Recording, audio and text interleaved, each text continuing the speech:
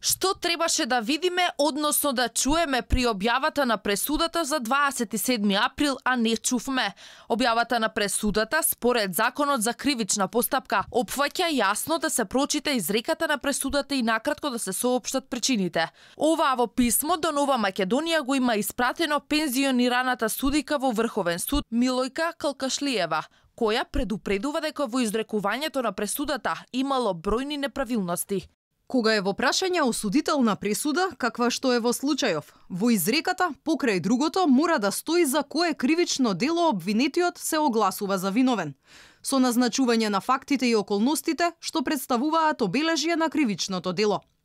Значи, ако судијата председател на Советот ја читаше изреката на пресудата, мораше да прочита, а ние да чуеме, како секој од обвинетите го извршил кривичното дело, кои негови дејства представуваат обележје на кривичното дело за кое се огласува за виновен и му се изрекува казна.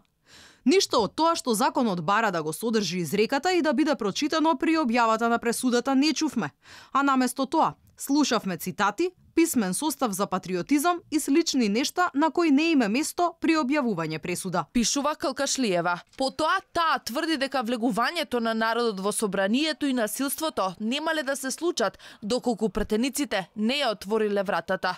Масовното влегување на народот во собранието немаше да се случи и немаше да дојде до насилство ако од страна на пратеници не беше отворена вратата на главниот влез. Затоа не може да се тврди дека влегувањето било насилно. Насилството беше предизвикано од револтот на народот кон пратениците, но тоа не ги ослободува од одговорност сторителите на насилството, но секој треба да одговара врз основа на законот за тоа што го сторил, а не целиот настан од 27 април да се квалификува како терористичко загрозување на уставниот поредок и безбедноста. Пишува Калкашлиева. Реагираше и опозицијата. Патриоти кои цел живот го посветиле за безбедноста на државата добиваат максимални казни затвор, а борци на ИСИС кои масакрирале луѓе добиваат 3 пати понески казни.